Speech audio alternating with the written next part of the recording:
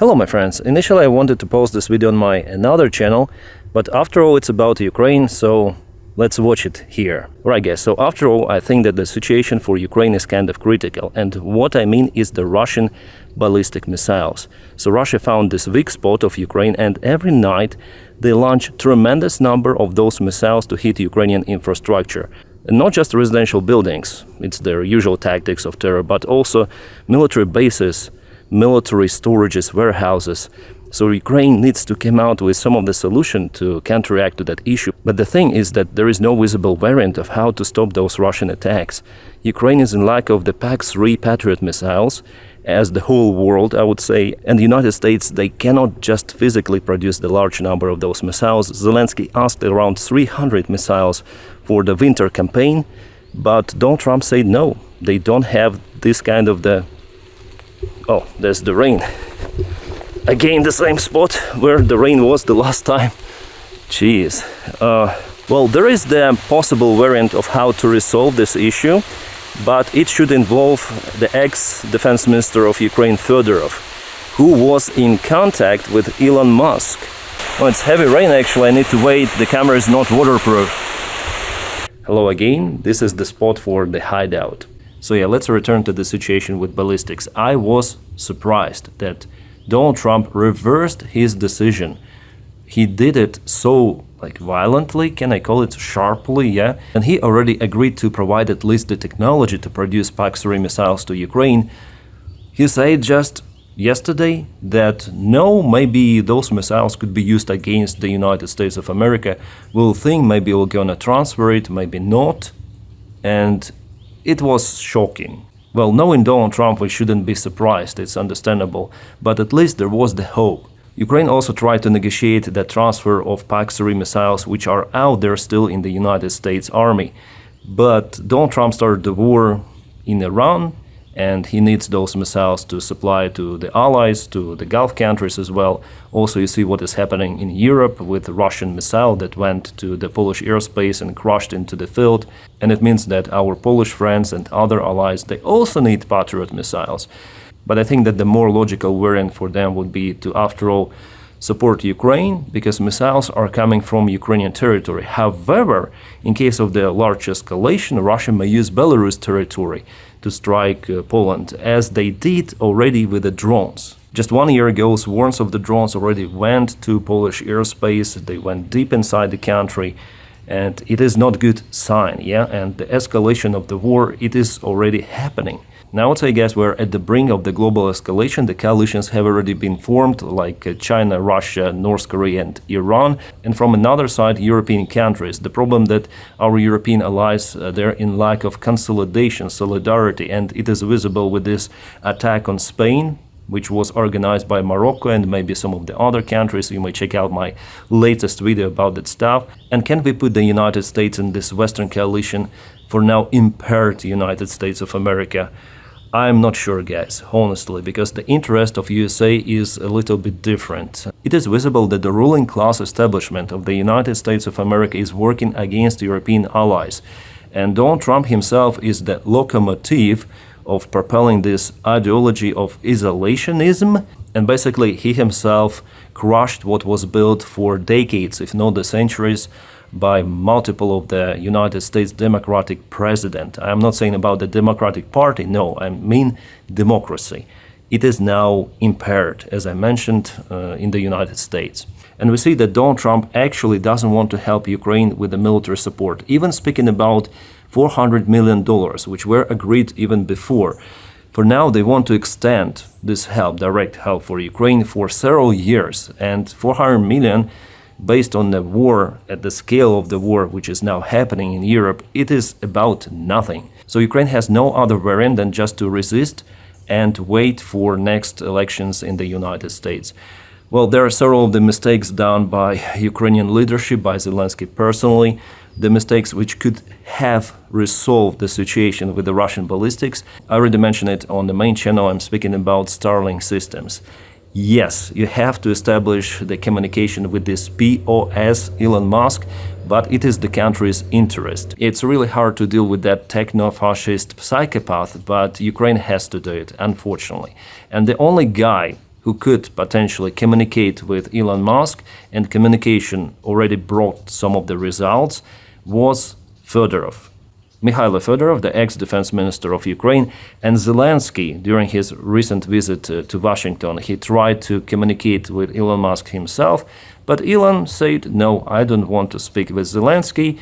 So basically Ukraine cancelled this channel of the communication. Not Ukraine, but Zelensky personally. He thought that he could do it himself, but no. And even now, if Zelensky asks, for example, Fedorov, okay, go and tell Elon Musk that we need to have the Starlink signal over Russia to demolish those Russian launchers, just not to strike the Russian ballistics on the way, then it flies to Ukraine, and waste those PAC-3 missiles for that, but to hit launching spots. The problem here that you need to have a good surveillance and you need to have a good signal of Starlink. The main plus of the Starlink that it's very hard to jam it with electronic warfare.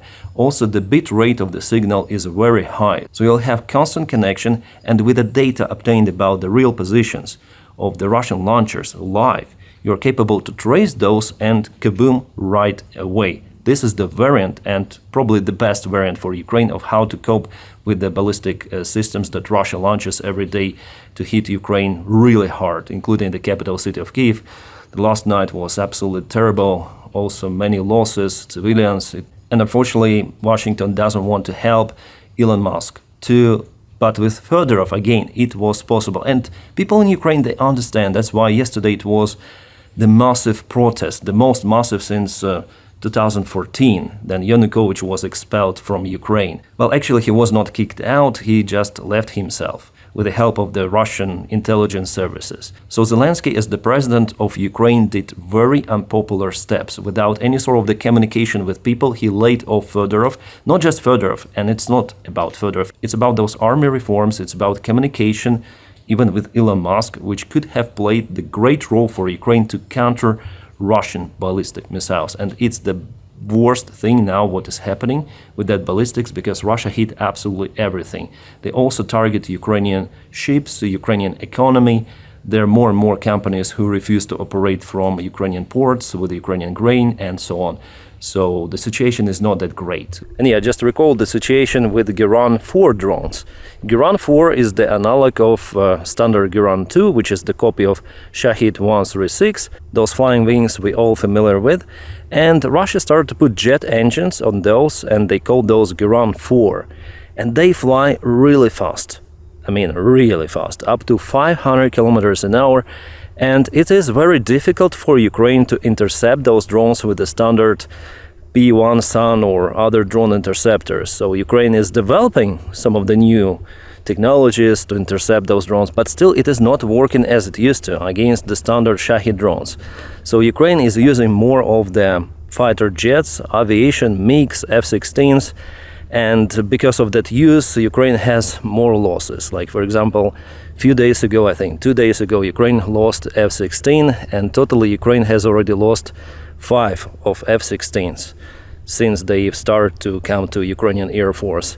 Well, here, pilot ejected, everything is fine, but still, you know, the losses are there, and Ukraine requires, of course, more of the fighter jets in this case. And before, Russia sent hundreds of those Shahid drones to hit Ukraine, but now just few, like 70 up to 100 standard Shahid drones, but mostly jet drones. So they're changing to the jet drone strikes and ballistics, of course. It's the main tool now for Russia. I'm also speaking on the channel about Ukrainian successful operations deep inside Russia, wildberries, those oil storages, oil refineries, and today there were numerous of the new strikes that Ukraine launched. But Russia does the similar stuff in Ukraine, and this winter could be really terrible for Ukraine. Zelensky says about it openly, like it's gonna be terrible.